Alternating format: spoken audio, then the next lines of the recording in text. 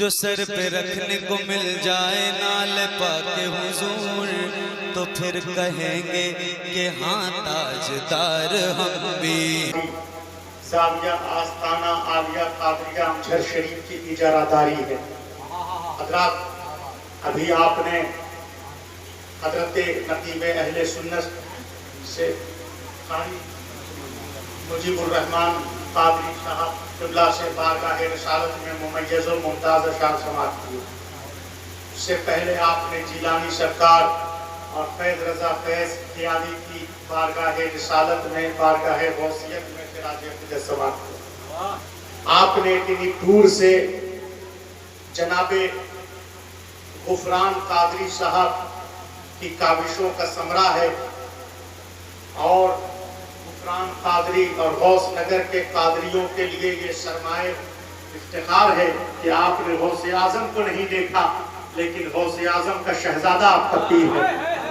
آپ نے اشتیاق محبت میں شہزادہ غوث اعظم کو بلایا ہے.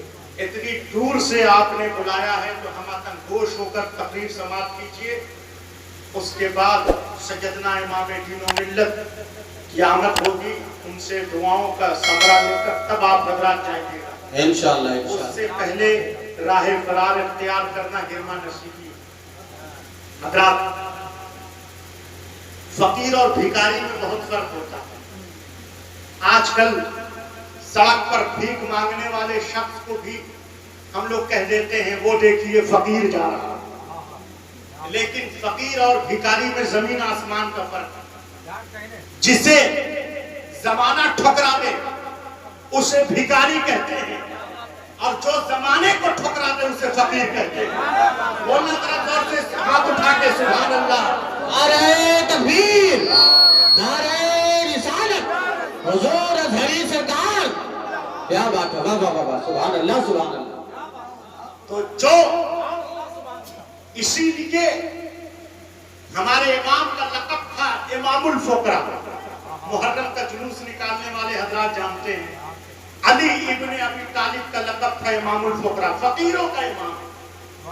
علی فرماتے ہیں, نہج البلاغہ کی روایت ہے, انا اقر النبی صلی اللہ علیہ وسلم فی بطن امہ. میں ٹھیک ہے جائیے, ہماری تقریر میں تو اکثر نقبہ حضرات, ٹھیک ہے آپ جائیے جائیے. ایک بار تو درود شریف پڑھی اللہم صلی اللہ نہیں, یہ آزمایا مولانا شیخ محمد صاحب نے تحریک کیا تھا مجھ سے اور حافظ نصر اللہ صاحب. تو ایک مرتبہ زور سے ذرا درود شریف پڑھی اللہم صلی اللہ. ابھی آپ نے ایسا جب حضور آتے, حضور بچے تھے, جب حضور آتے علی کی ماں فاطمہ بنت اسد اٹھ کے کھڑی ہو جاتی تعظیم رسول کے لیے. پیغمبر دو جہاں انیس بے کساں کی عزت و ناموس کی خاطر علی کی ماں فاطمہ بنت اسد کھڑی ہو جاتی. لوگ کمنٹ کرتے, تانا دیتے, فکرے کستے کہ آپ تو قریش کے سردار ابو طالب کی بیوی ہیں, بچے محمد کے سمان میں کیوں اٹھ کے کھڑی ہوتی ہیں؟ آپ تو رئیس مکہ ابو طالب کی بیوی ہیں, محمد کی عزت و ناموس کی خاطر کیوں کھڑی ہوتی ہیں؟ علی کی ماں فاطمہ بنت اسد کہتی ہے جب محمد آتے ہیں میں نہیں اٹھ کے کھڑی ہوتی, علی مجھے پیٹ سے آواز دیتے ہیں اماں اٹھو, نبیوں کا نبی آ رہا ہے, سید الانبیاء. سبحان اللہ سبحان اللہ. اماں اٹھو, وجہ تخلیق کائنات. حضرات ہم میں کوئی ایسا نہیں ہے کہ جس نے بھائی آپ لوگ تو کتنا نہیں پھیلائیے, یہ ہر جگہ کا معمول ہے. ڈاکٹر اقبال جس نے سارے جہاں سے اچھا ہندوستان ہمارا, اس نے نظم لکھی, تو وہ جب صبح و شام یہ سب حرکات و سکرات اور علامہ شیخ محمد صاحب قبلہ نے جو پیشن گوئی فرمائی اسٹیج پہ آنے سے, یہ سب دیکھ کر اس نے ایک شعر کہا, رہ گئی رسم آزا روح بلالی نہ رہ گئی. صبح شام, صبح ملا شام ملا, تو نتیجہ آپ دیکھ رہے ہیں آپ کے سامنے. آپ علماء ہیں, عالم ہیں, مفتی ہیں, اپنا آئیڈیل ایسا پیش کیجئے کہ لوگ یہ کہیں کہ جس کا امام ایسا ہے اس کا امام الانبیاء کیسا ہے. آپ لوگ اپنا آئیڈیل ایسا پیش کیجئے. اس لیے اراجکتا اجڑتا بالکل نہیں. قاضی ایاز فرماتے ہیں, علامہ قاضی ایاز بہت بڑے عالم, انہوں نے لکھا کہ رسول کی مجلس میں بندہ ایسے ہی بیٹھے کہ رسول اللہ موجود ہیں اس مجلس. اس لیے آپ لوگ بالکل اراجکتا نہ پھیلائیے, شور و غوغا نہ کیجیے اور تقریر سماعت کیجیے ہم وطن خوش ہو کر.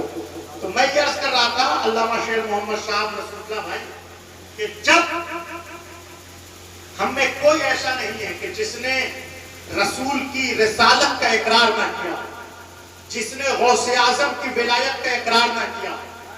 ہم میں کوئی ایسا قادری غوث نگر میں نہیں ہے کہ جس نے غوث اعظم کی عزت و ناموس کا سودا حکومت کے ہاتھوں کر دیا ہو.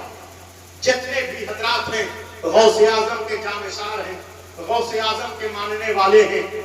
حضرات آج آپ دیکھیے کوئی ایک دن راج نیتا کے جلسے میں چلا جائے تو بیمار پڑ جاتا ہے, کہتا ہے کھانسی ہو رہی ہے, سردی لگ گئی ہے. لیکن کیا کہنا, کیا عظمت ہے غوث اعظم کے جلسے کی, غوث اعظم کے جلسے کی کیا جاذبیت ہے. ایک دن سے نہیں, 2 دن سے نہیں, مہینوں سے احتفال نبوی ہو رہا ہے, غوث اعظم کا جلسہ ہو رہا ہے. کبھی آپ نے کسی سے سنا ہے کہ کسی نے یہ کہا ہو حافظ نصر اللہ نے کہ اگر ہم جائیں گے جلسے غوث اعظم میں غوث نگر میں تو ہمیں ٹھنڈی لگ جائے گی. آپ نے کسی سے سنا ہے, کسی سے سنا کہ اگر ہم غوث نگر کے جلسے میں جائیں گے تو ہمیں جو ہے گرمی لگ جائے گی, بارش کا موسم ہے, برسات کا موسم ہے, ہم بھیگ جائیں گے. نہ کسی نے موسم کا شکوہ کیا, نہ کسی نے موسم خراب ہونے کا کیا. کیا ہمیں جلسے میں آنے پر کھانا ملتا ہے, کیا ہمیں پیسے ملتے ہیں, کیا ہمیں کوئی معاوضہ ملتا ہے؟ ایسا نہیں ہے. اس کے باوجود چشم فلک حیرت کی نگاہ سے دیکھ رہی ہے. آج امام ملت کو دیکھنے کے لیے قادریوں کا چم غفیر, غوث اعظم کے ماننے والوں کا ٹھاٹھے مارتا ہوا یہ مجمع اس میدان میں موجود ہے. حضرات آج میں آپ سے یہ عرض کروں کہ آج حکومت کی طرف سے ایڈوائزری جاری ہوتی ہے کہ آپ جلسہ آپ نہ کیجئے, کھلے میں سڑکوں پر آپ احتفال نہ کیجئے, آپ جلوس کھلے میں نہ نکالیے. کیوں؟ کیونکہ جلوس پر دھماکے کیے جا رہے ہیں, جلوس پر حملہ کیا جا رہا ہے. ہم لوگ جب مصر کی سرزمین پر پڑھتے تھے تو وہاں مسجد روضہ میں عید میلاد النبی کے جلسے پر حملہ کیا گیا جس میں 200 سنی مسلمان جاں بحق ہوئے. تو آپ سوچ رہے ہوں گے جلوس پر کس نے حملہ کیا, جلوس پر حملے کون کرتا ہے. آج تک حکومت یہ پتہ نہ لگا سکی. تمہیں تو آج تک امام حسن کے قاتلوں کا پتہ نہیں چلا کہ کس نے امام حسن ابن علی کو قتل کیا.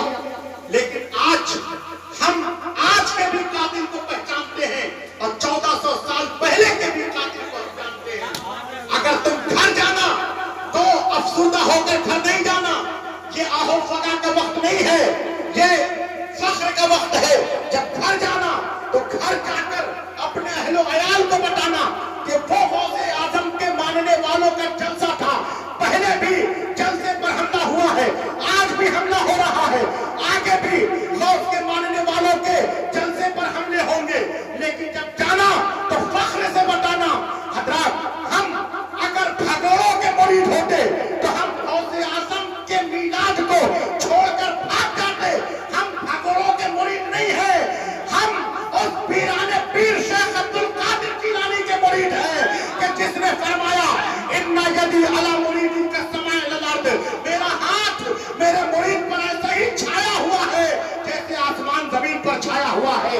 اگر میرا مرید اچھا نہیں ہے تو کیا ہوا, عبد القادر جیلانی تو اچھا ہے. میں اپنے مریدین کی اپنے رب کی بارگاہ میں شفاعت کرواؤں گا حتی ینطلق بکم الی الجنہ, یہاں تک کہ میں اور میرا مرید جنت میں چلا جائے. آج حکومت ایڈوائزری جاری کرتی ہے, آج حکومت میں بیٹھے ہوئے لوگ مشورے دیتے ہیں کہ آپ اللہ اللہ کرنا ہے, آپ گھروں میں بیٹھ کر اللہ اللہ کیجئے.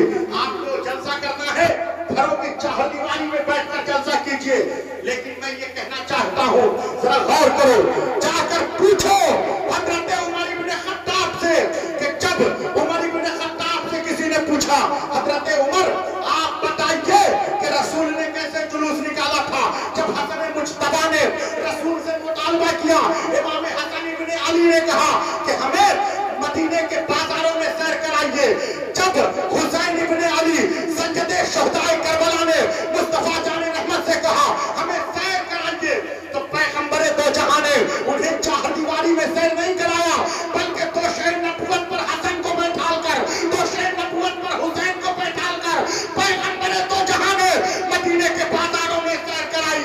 अब अगर पैगंबरे दो जहां अनीसे बेकसा ने हसन हुसैन को मदीने की चार दीवारी में बैठा कर घर में सैर कराई होती, तो हम जलसा भी चार दीवारी में करते।